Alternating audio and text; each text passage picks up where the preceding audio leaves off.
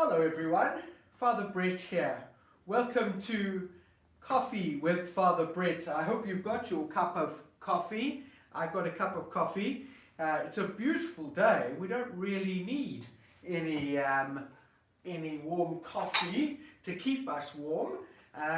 But I hope you've got a cup of coffee anyway. Around about 11 is always a good time to have a cup of coffee. If you don't drink coffee, well, I think there may be something wrong with you, but get a cup of tea or something like that, and I'll bring you up to date with what's going on in the parish.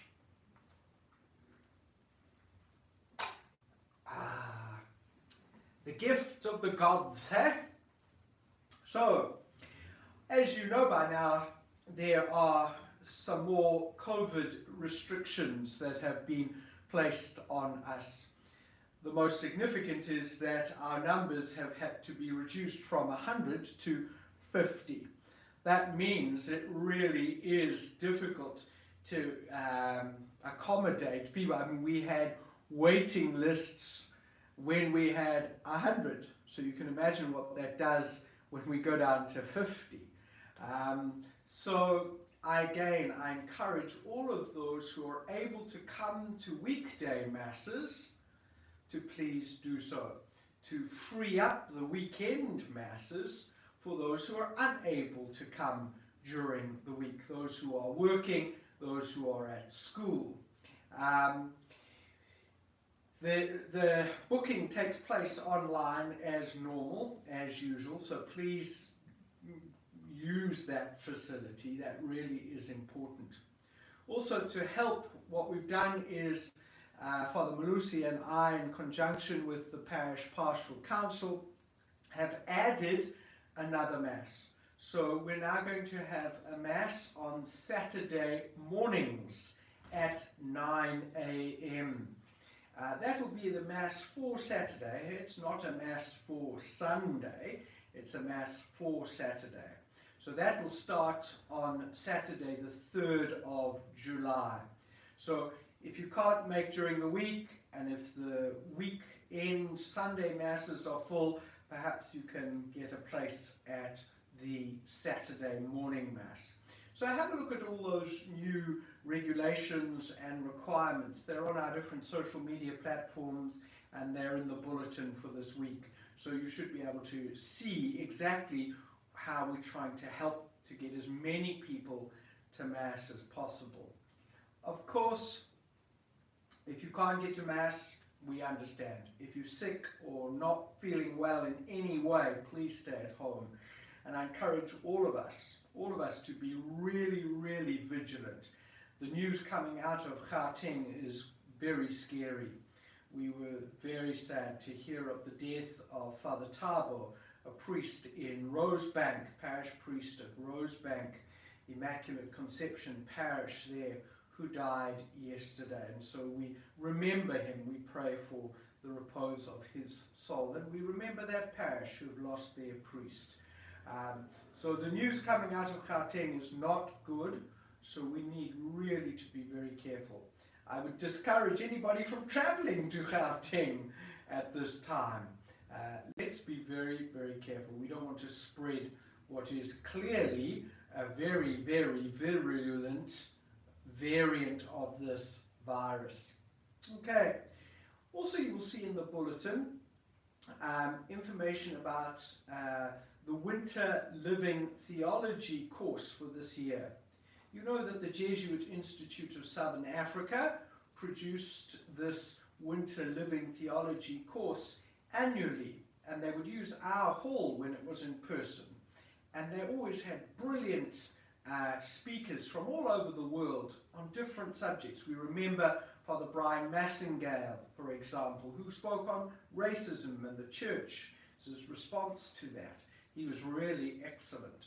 Well, this year they're doing it all online, and so there's information regarding the online course. They've got a Dominican priest from Mexico speaking about, and it's really topical for this time, why does God allow suffering? Is God in suffering?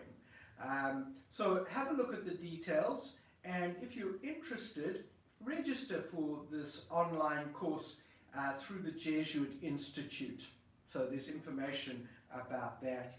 You will also see we're starting a grief sharing course. Now, grief sharing is a program that is offered in many, many parishes around the world to assist those people who have lost loved ones. There are many parishes here in our archdiocese that are starting to use it. I think of Pinetown as one example. We've trained up a team, and we're set to go with our own grief sharing course program. It's a program of accompaniment and help and listening and guidance and support over 13 weeks for those who have lost someone, those who are grieving or mourning. So if you're interested, please have a look, and we really would be pleased if you could join us. That would be really exciting. Then from Sunday, Father Malusi is, oh, look who's joined me, Naomi. She hates being left out. So say hello to everybody, Gnomes. You see how she loves to be part of everything, eh? So Father Malusi will be at, no, you've got to sit nicely, I'm talking to the people, okay? I'm talking to the people. She doesn't really like it when I talk. She doesn't know who I'm talking to. So she gets herself all in a tiz about that. She's shaking. She thinks I'm talking to her. She doesn't know. So, but crazy dog, hey?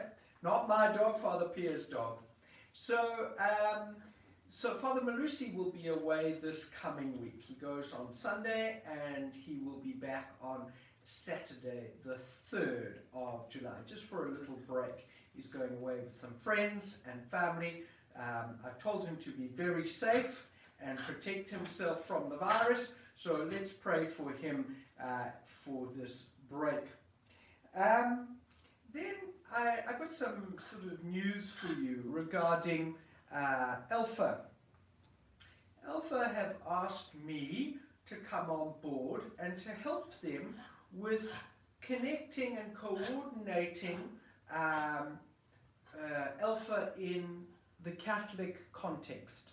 And so they've sort of like employing me part-time, hey, to help with doing this. And so the position that I have is Catholic Strategic Church Development. I'm working with a chap in Kenya and one other person here in South Africa. And we will work to try and help parishes run Alpha, promote Alpha, and harvest the benefits of Alpha. We've seen those benefits in our own parish, haven't we? The parish has grown and many, many people have been touched, their lives changed by Alpha that we've run. We've run 12 Alphas now, and that really is a significant number. And we have done a number of online Alphas too in this lockdown. And many, many parishes are looking to us as a hub church to help them. So many in our parish are working together with other parishes. Just this Monday evening, past Monday evening, Father Stephen and his SLT were on a Zoom meeting with myself and our SLT, the team of senior leadership, looking at how they can grow and make Divine Renovation and Alpha give fruit in their parish. So we are seen as a parish that's making contributions and is able to assist other parishes. And so my position at Alpha is to formalize that in some way. So I'm excited about it. We'll hear more about that as we go along, but just to let you know that that's what's happening. Then, just to let you know that I've met the new Archbishop. As you know, many of you know, he was the Pope appointed Bishop Siegfried Juacha from Ingwavuma, appointed him our new Archbishop.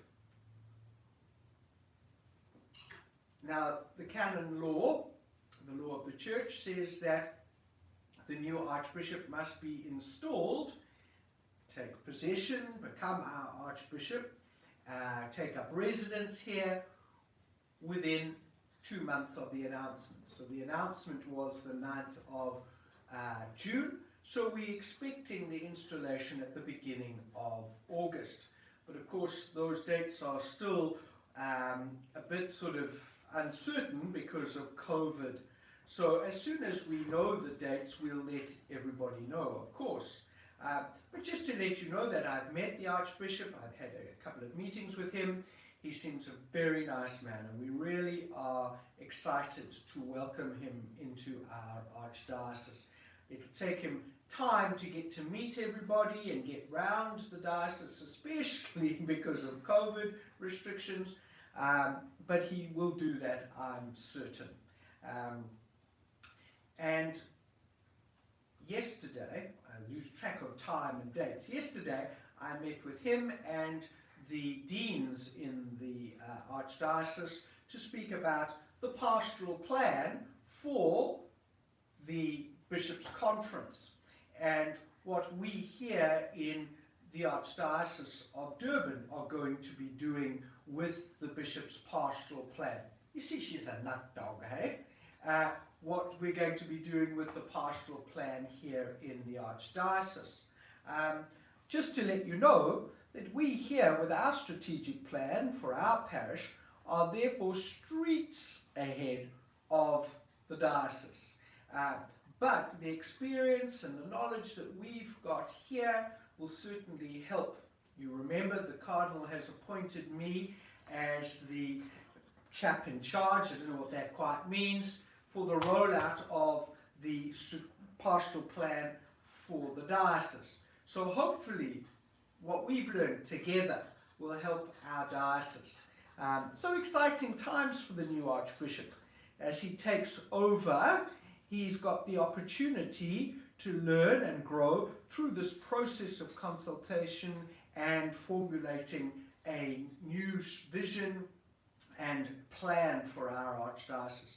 So I'd ask that you pray for him, that you pray for him settling in, pray for the people of Ingwavuma, of course, too, who have lost their bishop, but pray that the Archbishop will be filled with energy as he takes this new responsibility, and that he will lead us to discern and discover a new vision for our archdiocese, and that all the people of our archdiocese in every parish, not just our own, will get on board with going forward and being faithful to the mission of the church. Then finally, I'd like to remind you of a special feast on Tuesday the 29th of June. It's the feast of Saints Peter and Paul, the two great saints of the church. And I would hope that we will all say a special prayer if we can't come to Mass or watch it online for our diocese, for the church, that we will all be faithful to the Holy Father, and that we will all be faithful to our mission to spread the gospel. So that's some news. I hope that you're all well and that you're going to keep safe. I really enjoy these catch-up sessions with you.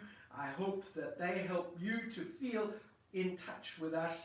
Know that you are never far from our thoughts and our prayers, and that bit by bit, Father Malusi and I are phoning people, just trying to keep in contact. And that's really what this is about, keeping in contact with you. To let you know that we care, that you're important to us, and that we hope that everything is good with you. Okay, so I look forward to seeing you this Sunday, either online or in person. Please be safe. God bless. Take care. Bye-bye, everybody. You are a nut dog.